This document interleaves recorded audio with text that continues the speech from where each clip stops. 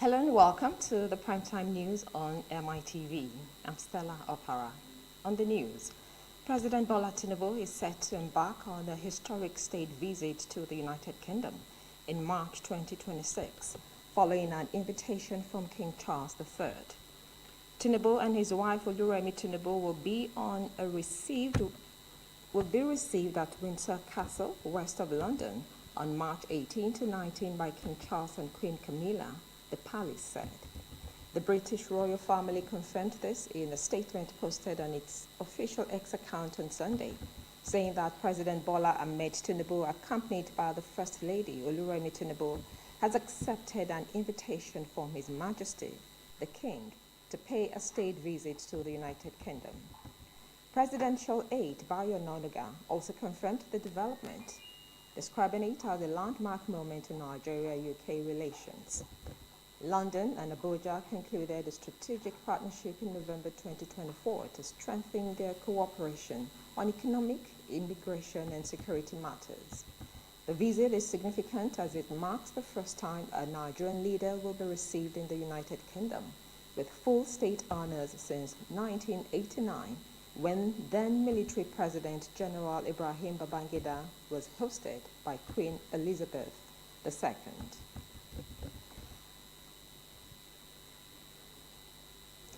Away from that, President Bola Tinubu has expanded the Nigeria for Women program to reach 25 million women nationwide in a major push to deepen women's economic inclusion and national development. The president, represented by Vice President Kashim Shettima, announced the scale-up at the presidential villa in Abuja, unveiling the Happy Woman app platform, a digital tool designed to connect women to finance, skills, markets, essential services, and government support. The program's pilot phase, implemented in 6 states, had already benefited over 1 million women. President Tinubu said sustainable economic growth cannot be achieved without placing women at the center of national planning, adding that digital inclusion is now fundamental to effective service delivery. As part of the initiative, the president declared 2026 as the year of social development and families in Nigeria, directing all levels of government to work in coordination to strengthen social welfare and family systems. Meanwhile, the host, Minister of Women Affairs and Social Development, Hajiya Imam Sulaiman Ibrahim, described the scale-up as one of the most ambitious women empowerment initiatives in Nigeria's history, noting that the first phase successfully strengthened women's socio-economic resilience and addressed harmful social norms. The World Bank and the Bill and Melinda Gates Foundation also reaffirmed their support, describing investment in women as one of the most impactful strategies for national growth and stability. State governors and the National Assembly also pledged continued support, with Katsina State announcing a 4 billion naira budgetary provision for the program. Yes, its women is a nation bound for implosion. We have long understood this truth. That is why this administration has not only placed women at the forefront of decision-making, but has also entrusted them with leadership in causes that redeem our national promise. Today stands as proof of that commitment, and I am proud to be part of this journey. From the outset, this administration has been guided by a simple conviction.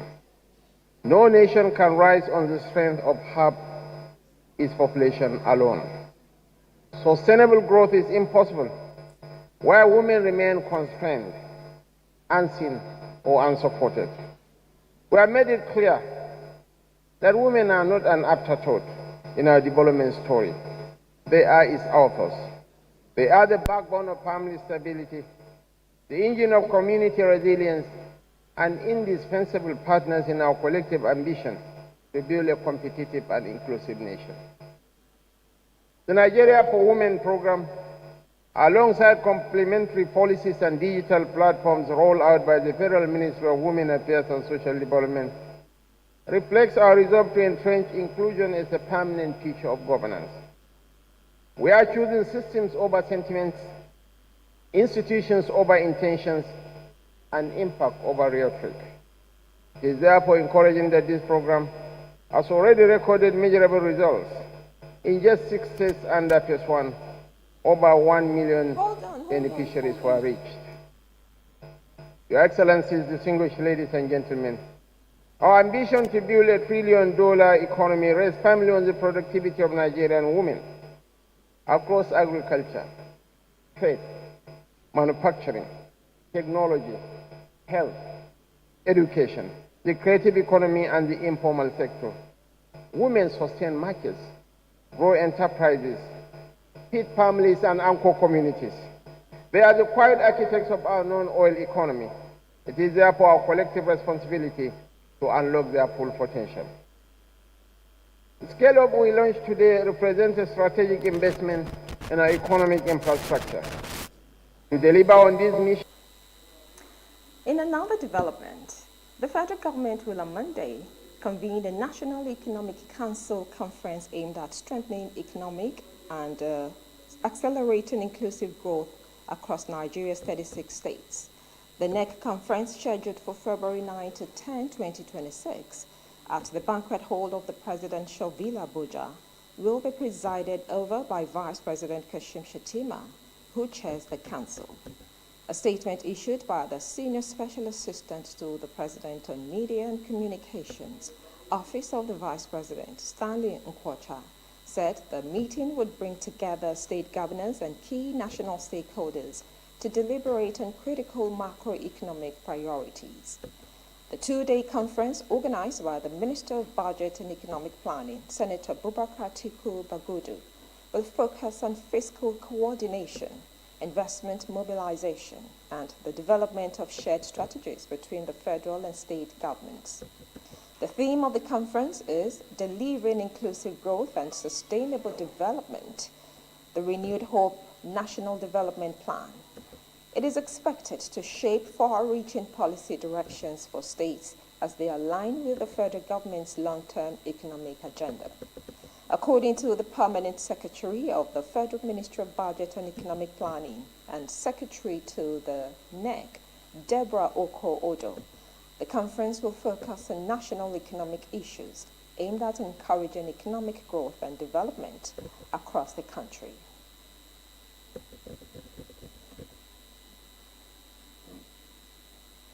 Meanwhile, the Minister of Housing and Urban Development, Ahmed Musa Dangiwa, has reiterated the commitment of the federal government to delivering on its promise of providing affordable housing for Nigerians, saying that housing remains a top priority. Dangiwa stated this in Lagos at an event aimed at offering solutions to Nigeria's housing gap and the masses. He also reassured the commitment of the ministry to meeting the housing needs of Nigerians by increasing housing availability and affordability, adding that the administration of President Ahmed Bola Tinubu is working tirelessly to provide housing solutions in the country through its Renewed Hope housing program. Dangiwa stressed that affordability remained the biggest barrier to home ownership on the continent, despite growing housing supply efforts. He highlighted the federal government's three-tier Renewed Hope housing program, comprising Renewed Hope Cities, Renewed Hope Estates, and Renewed Hope Social Housing Estates, as the blueprint for delivering affordable homes nationwide. Housing delivery, especially affordable housing, which we are in dire need of Nigeria, requires huge financing. At the Ministry of Housing and Urban Development, our estimates show that we will need to build 550,000 housing units annually to cope with increasing population and address the housing deficit in the country. The motivation for new home development will be driven by housing demand. So if we need to build houses, people need to demand the house. And by extension, for people to demand the house, it's a factor of the available opportunities for mortgage financing as in most societies, less than 5% of the population lack the financial capacity for house for cash transactions. One of the issues is the challenge of what constitutes affordable housing and the problem with income levels and low income levels in particular in the issue of affordable housing. Then we talked about some of the challenges of affordable housing, including access to low-cost land, high construction costs, bureaucracy, and the issue of lack of alternative building materials, because a lot of our building construction materials are imported. I want to advise government. There is need to encourage local content in the building materials. One, there is a need for government to ensure that all the materials for building are done locally, and there is need for the enabling environment. Engineers are designing every day. They are coming up with innovation. They are coming up with ideas to ensure that we produce and we manufacture in Nigeria. But the government must give us the enabling environment and encourage engineers and encourage manufacturers, encourage builders to be able to produce the materials that are used for buildings locally.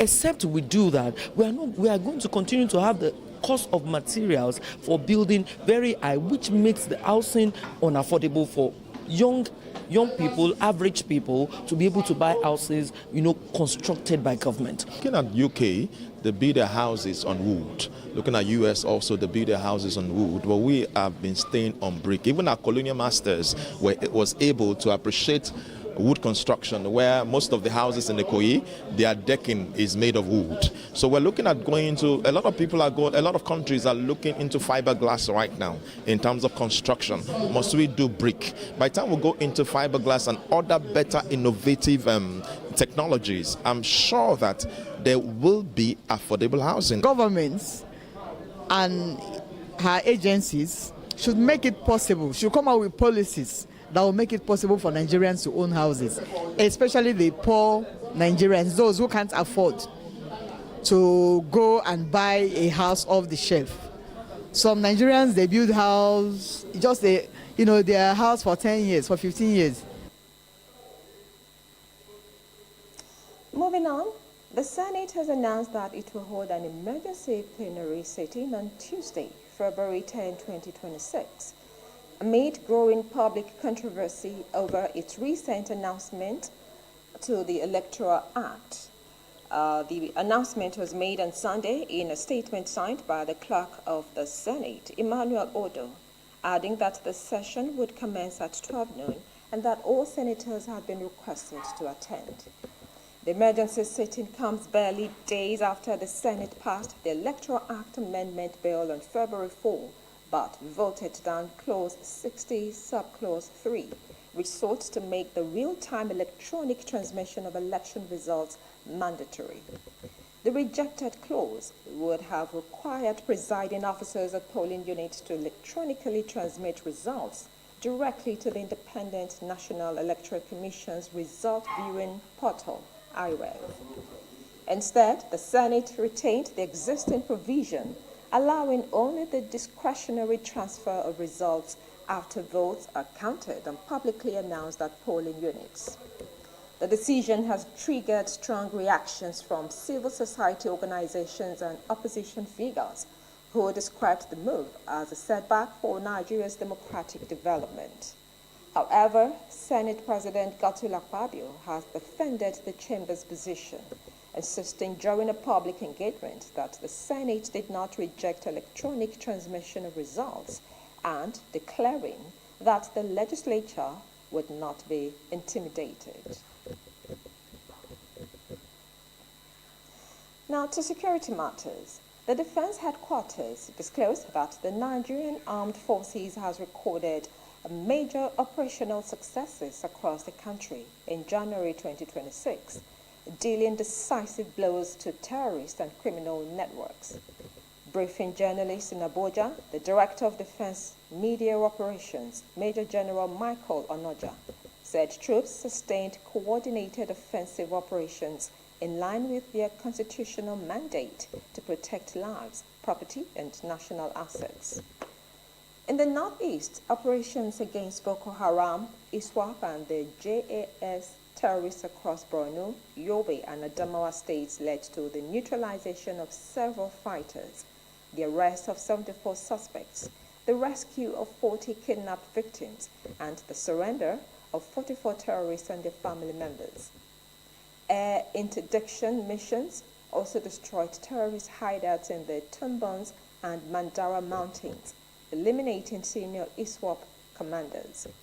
He added that in the northwest, north central, and areas under Operation Wellstroke, troops neutralized terrorists, arrested over 200 suspects, and rescued more than 150 kidnapped victims, with arms, ammunition, vehicles, and rustled livestock recovered. In the south-south, security forces dismantled 53 illegal refining sites and arrested 81 oil thieves, while in the southeast, over 80 militants surrendered, leading to a significant drop in crime rates. Major General Anoja reaffirmed the armed forces' commitment to sustaining operations nationwide and urged Nigerians to support security efforts by providing timely and credible information, echoing the Chief of Defense Staff's directive for citizens to see something and say something. The Southeast Operation Udoka, troops of Operation Udoka responded to distress calls on terrorists, sea pirates, militants, and other criminal activities across Abia, Anambra, Ebonyi, Enugu, and Imo states. It is worthy to note that over 80 militants recently surrendered to troops, while 8 Cameroonian nationals were also rescued during cross-border patrols along Bakassi waterways. Significantly, crime rate has drastically reduced in the region compared to past crime occurrences. During the month, troops neutralized some terrorists, arrested 72 of them, and rescued 11 kidnapped victims. Arms and ammunition were also recovered from them. Arrested terrorists and recovered weapons are in troops' custody for further action. The armed forces want to reiterate once again an unwavering commitment to the successful conduct of ongoing military operations across all the theaters. In another story, the Socio-Economic Rights and Accountability Project, SERA, has requested the Code of Conduct Bureau to promptly and effectively investigate the conduct of members of the Senate who allegedly participated in the removal of the provisions on electronic transmission of election results from the Electoral Act Amendment Bill during plenary, after the majority of the senators had voted for the inclusion of the provisions and without any debate on the proposed removal of the said provisions. SERAP also requests the Bureau to promptly and effectively investigate the conduct of any member of the National Assembly and officers of the executive branch who allegedly altered the tax reform bills, which resulted in the reported discrepancies between the harmonized versions of the tax reform bills passed by the National Assembly and the copies signed into law and gazetted by the federal government. The petition was sent to Chairman, Code of Conduct Bureau, Dr. Abdullahi Usman Bello. In the petition dated 7 February 2026 and signed by SERAP Deputy Director Kolawole Oluwadari, the organization said the petition raises issues of conflict of interest, abuse of office, non-disclosure of interests, lack of due process, and erosion of the Code of Conduct for public officers in the exercise of legislative power. According to SERAP, the petition is submitted pursuant to paragraphs 1 and 9 of the Code of Conduct for Public Officers contained in the 5th Schedule, Part 1 to the Nigerian Constitution 1999 as amended, and Sections 5 and 13 of the Code of Conduct Bureau and Tribunal Act. SERA's petition read in part: where lawmaking is shaped by abuse of office and conflict of interest, it ceases to be a legitimate exercise of constitutional and fiduciary responsibility and becomes a legal and ethical infraction prohibited under the Code of Conduct for Public Officers. The processes leading to the passage of the Electoral Act Amendment Bill by the Senate and the signing into law of the tax reform bills were allegedly marked by A. Alterations to bill provisions without debate and due process of law. B. Alterations of the passed tax reform bill without the approval of the National Assembly. Away from that, a 62-year-old Lagos-based businessman, Nwabueze Uzueke, has been arrested by operatives of the National Drug Law Enforcement Agency at the Malam Aminu Kano International Airport, Kano State. Uzueke had attempted to traffic 95 jumbo-sized wraps of cocaine weighing 1.589 kilograms to China to raise funds to complete a house he is building in his village. A statement on Sunday by the NDLEA spokesman, Femi Babafemi, said Uzueke was apprehended on Saturday, January 31st, 2026, during the outward clearance of passengers traveling to China via Addis Ababa on Ethiopian Airlines flight ET940. Babafemi said NDLEA officials subjected him to a body scan which confirmed that he had ingested illicit drugs. The agency said the arrest formed part of a series of nationwide operations by the NDLEA that led to multiple drug seizures and arrests across several states. In Abuja, Babafemi said operatives recovered 627.7 kilograms of skunk, a strain of cannabis, from a makeshift warehouse at Farms Plaza, Kubwa, while attempts to smuggle methamphetamine concealed in MP3 speakers from Enugu to Abuja and Kaduna were foiled. He added that 4 suspects were arrested in connection with the consignments. Now, moving on, the Corporate Affairs Commission, CAC, has launched activities to mark its 35th anniversary, unveiling major reforms in digital operations, corporate governance, and staff welfare to improve the ease of doing business in Nigeria. Speaking at the kickoff walk in Abuja, Registrar General Ishaq Magaji said the Commission has fully transitioned from manual processes to an end-to-end digital platform with global access. It disclosed that the CAC now operates 24 hours a day, serving over 250 million Nigerians worldwide, and remains the only government agency offering business registration services entirely online. Magaji highlighted the beneficial ownership register as a key achievement, prompting transparency in corporate ownership, adding that the Commission registered over 400,000 companies in 2025, while removing inactive and shell companies from its database. On MSME support, the CAC boss said the Commission, in collaboration with SMEDAN, issued 253 business registration certificates in 2025. Addressing staff welfare, Magaji also announced plans to establish a CAC-managed hospital by 2026, alongside improved welfare packages and staff development initiatives. For achieving this milestone, we're here with our staff to showcase our strength, to showcase our teamwork, to show our resilience, and this is what this gathering represents. CAC has come a long way from the manual to the digital. These people that you are seeing, they are the one providing service to 250 million global. We are the only agency end-to-end is digital.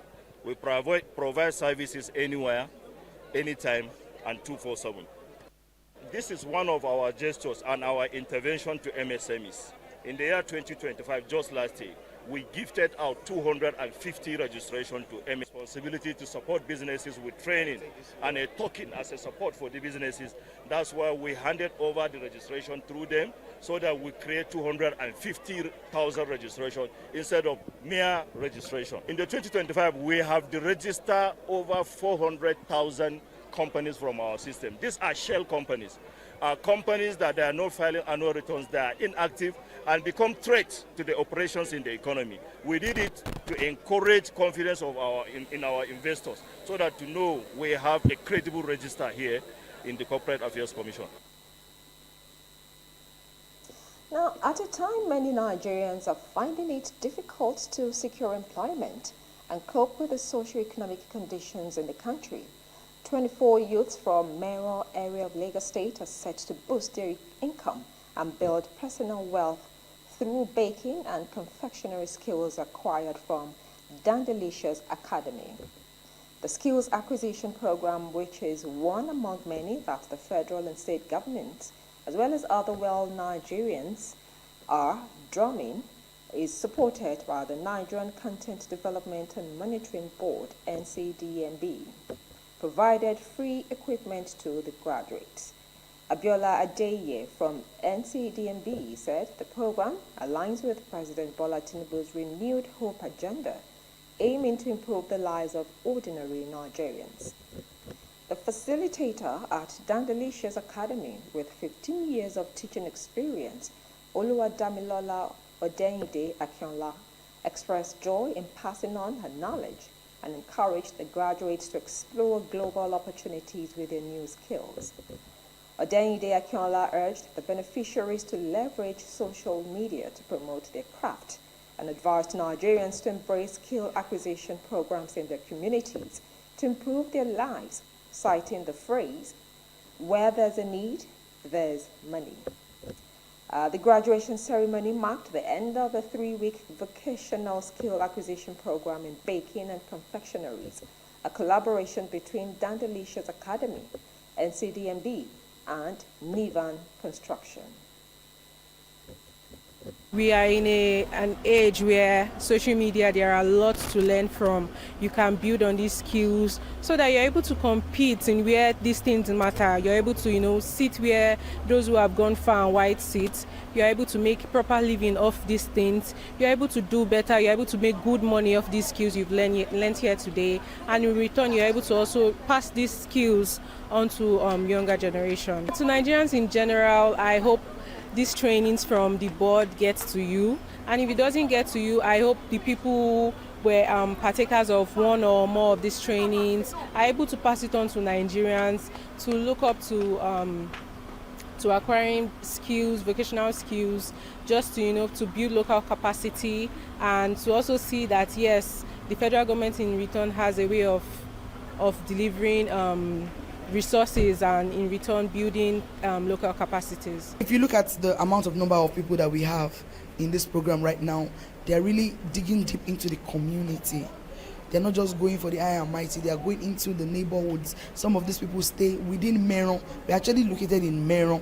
You understand? So we have people coming in from Mero. So it's not about just people outside enjoying it, it's also people from the community. If somebody teaches you how to fish rather than giving you fish, then they are trying to make a life for you. At this point, start-off materials are being given, materials are being provided, taking care of all of this skill. They're trying to tell you something. They're trying to tell you can also be somebody. So don't stop there. Keep going. Keep trying to get it, in a situation where you can also give something to somebody, especially in the aspect of knowledge. When somebody can also, do not hesitate, don't hold back, pass it on, let it keep going, let the knowledge keep flying, let the impacts keep flying. By so doing, we'll be able to eradicate poverty from our beautiful Nigeria and from even our community. It's so good, so great, so happy about that. I must thank NCDMB for all these gifts. This training has helped me a lot, giving me more knowledge. I acquire more knowledge in this training, and also I need to proceed forward. It has so much benefit for me, especially my madam. She encourages us, she enlighten us more about baking, confectionaries, about to make donut, cake, all those kind of stuff. So I've learned a lot. It's been amazing. It's been refreshing. The time is renewing. It's a time to discover a new thing about myself. It's a time where I acquire a skill and I know I'm going higher in it. It's a time I know I can do better than I've been doing. So I'm so grateful to the sponsor. I'm grateful to everyone, and it's a time meeting amazing people, amazing colleagues that work together, and then I thank God for the privilege of being here. In another development, the Lagos State Traffic Management Authority, LASMA, successfully prevented a potentially catastrophic fire early Sunday morning after a fully loaded premium motor spirit tanker overturned on the inward carriageway of the Lekki-Epe Expressway at Awoyaya. The incident occurred around 2 a.m. when a lone articulated tanker reportedly lost control and tipped over while navigating the high-traffic expressway. Given the highly flammable nature of its cargo, authorities described the situation as an imminent threat to human lives, property, and the environment. LASMA's rescue and recovery unit swiftly responded to the scene, establishing a secure safety perimeter, implementing traffic control measures, and coordinating recovery operations. Concurrently, the Lagos State Fire and Rescue Service was mobilized to the site, where it enforced strict fire prevention protocols and maintained vigilant monitoring to avert any ignition.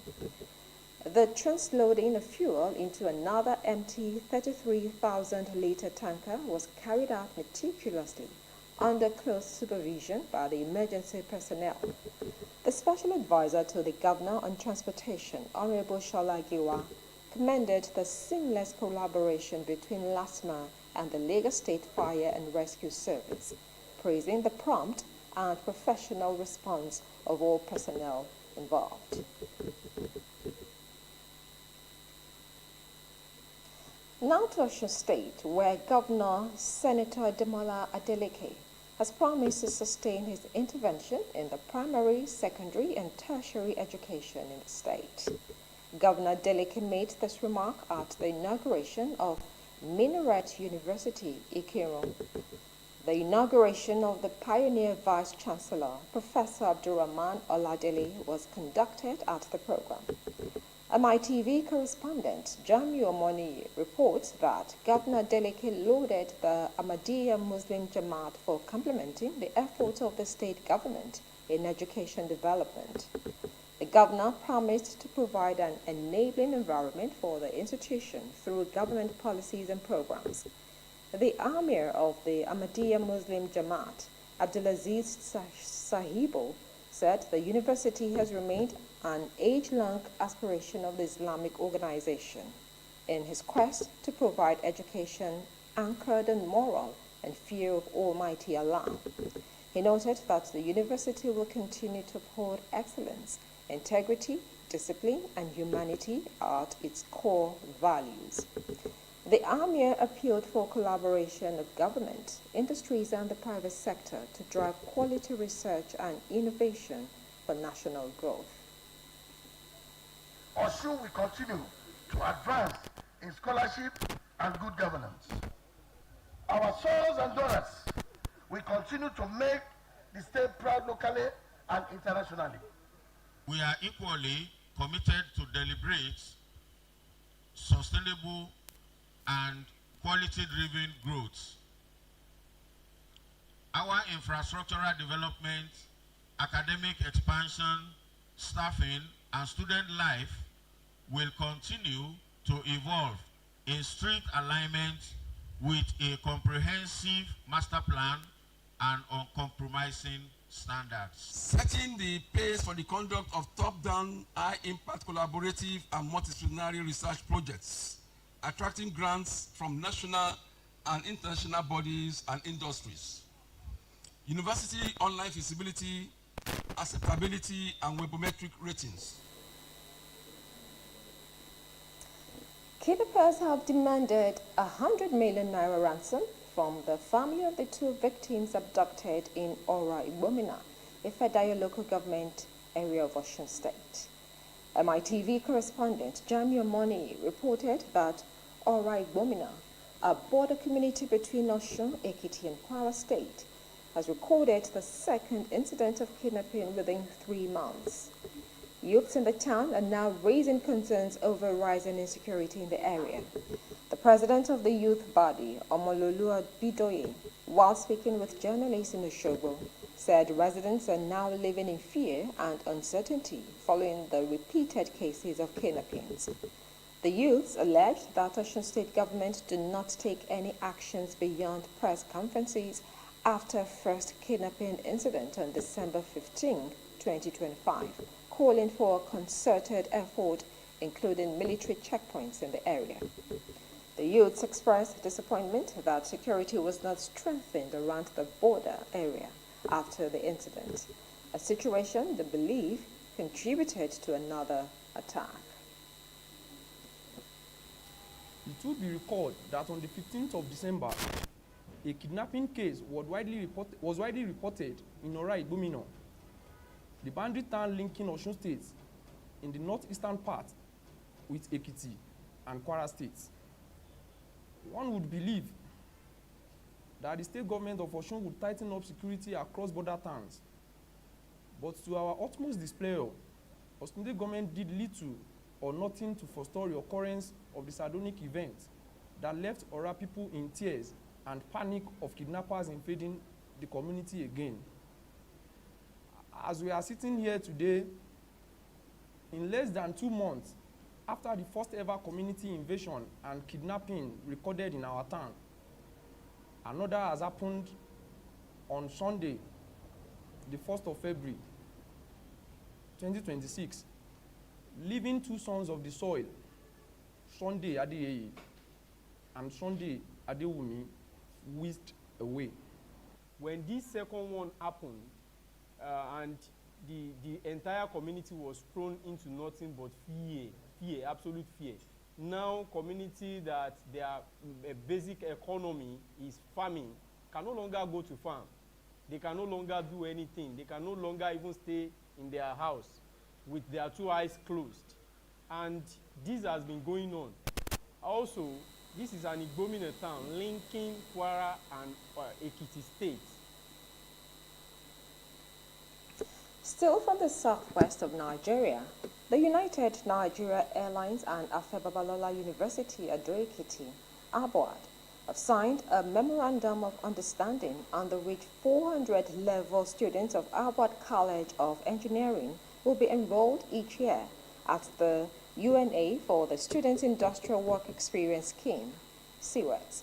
Speaking during the signing of the MOU, Vice Chancellor of ABOAD, Professor Smaranda Olaride, explained that the students would undergo a robust training in aeronautical and aerospace engineering, as the partnership would be renewed in the next 10 years. The Vice Chancellor said the initiative would be fully funded by United Nigerian Airlines, UNA, the first commercial airline to commence flight operations into International Cargo Airport, Ado-Ekiti. The Chief Executive Officer of United Nigeria Airlines, Professor Obiora Okonkwo, said the partnership would create better relationship between ABOAD and United Nigeria Airlines. He commended the contributions of Are Afe Babalola to the growth of the education sector in the country. The planned partnership is structured to run for a renewable period of 10 years without any financial commitment from our university, KBSC. There is no financial commitment. The only commitment is we should prepare the 20 students towards this marvelous opportunity.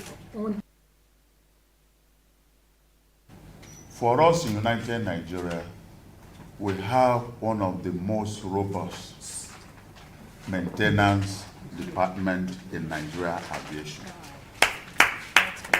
And we are growing it from strength to strength. We have moved from what they call some kind of equivalent maintenance system to AMO, This MO means that very soon also we're going to establish our maintenance center. This is a university of 16 years old. This is an individual investment. This is not about trillions of naira investment. This is a proof that private sectors manage things better than government. We are happy to be the owner of an airline. I'm also happy to be the owner of we can both work together to make and bring up new Nigerians, those who will copy what we are doing and do it.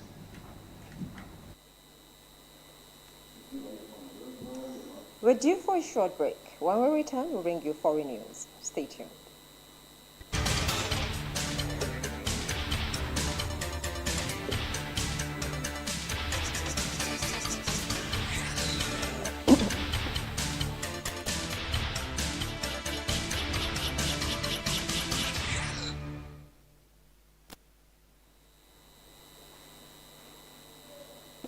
Welcome back. Now to foreign news. Somalian President Hassan Sheikh Mohamud has slammed Israel's interference in his country, saying its recognition of the breakaway region of Somaliland has further increased instability and weakened international order. In an interview, Mohammed said Somalia will never allow the establishment of an Israeli base in Somaliland and will confront any such move. He also warned that the proposed Israeli base could be used as a springboard to attack neighboring countries. Mohammed's comments came amid a regional outcry over Israeli Prime Minister Benjamin Netanyahu's decision in December to recognize Somaliland, a breakaway part of Somalia comprising the northwestern portion of what was once the British protectorate. The territory sits astride one of the world's most critical maritime choke routes, flanked by multiple conflicts in the Horn of Africa and the Middle East. Israel's move made it the first country in the world to recognize Somaliland as an independent state and came months after reports say that Israeli officials had contacted parties in Somaliland to discuss using the territory for forcibly displacing Palestinians amid Israel's genocidal war on Gaza. Now, Hamas political leader abroad, Khaled Mashal, has rejected calls to disarm Palestinian factions in Gaza, arguing that stripping weapons from an occupied people would turn them into an easy victim to be eliminated. Speaking on the second day of the Al Jazeera Forum in Doha on Sunday, Mashal described the discussion around Hamas handing over its weapons as a continuation of a century-long effort to neutralize Palestinian armed resistance. United States President Donald Trump last month sought to achieve a comprehensive demilitarization of Hamas, threatening the Palestinian group with repercussions if it fails to do so. Hamas has refused to give up arms as long as Israel continues to occupy Gaza. In the second phase of a U.S.-mediated ceasefire deal between Israel and Hamas, agreed in October last year, Washington says it will tackle the disarmament of Hamas and the redeployment of an international peacekeeping force. Mashal pointed out that if people were to go back to the origin of the conflict, the issue is one of occupation and the people resisting occupation with a right to self-determination and independence. In another story, Iranian Foreign Minister Abbas Araghchi says the hopes talks with the United States will resume soon, while U.S. President Donald Trump pledged another round of negotiations next week, following mediated discussions in Oman.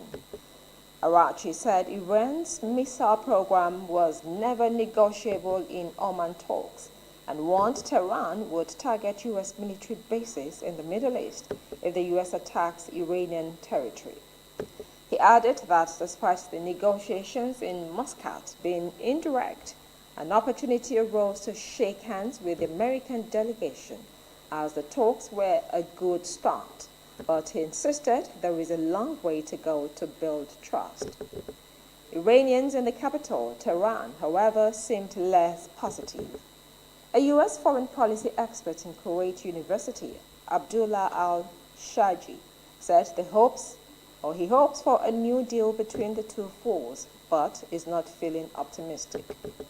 Despite calling the talks very good, Trump signed an executive order effective from Saturday that called for the imposition of tariffs on countries still doing business with Iran. And moving to Japan, voters in Japan are casting their ballots in the parliamentary election expected to deliver a resounding victory for Prime Minister Sanae Takaichi Conservative Coalition. The snap vote on Sunday comes as Takaichi seeks a new mandate to push through an ambitious agenda, including increased defense spending and tougher immigration measures. The coalition of Takaichi's Liberal Democratic Party, LDP, and the Japan Innovation Party, known as Ishin, could win more than 300 of the 465 seats in the lower house of parliament, according to multiple opinion polls. The figure would mark a substantial gain from the 233 it is defended.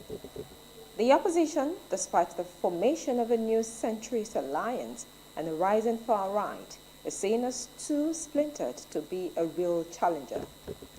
64-year-old Takaichi is Japan's first female prime minister and took office in October after being selected as the LDP's leader. The ultra-conservative politician has pledged to work on, and her style, seen as both playful and tough, has resonated with younger voters. She has said she will step down if the LDP fails to win a majority. You're still watching MITV Primetime News. We'll take another break to bring you sports news.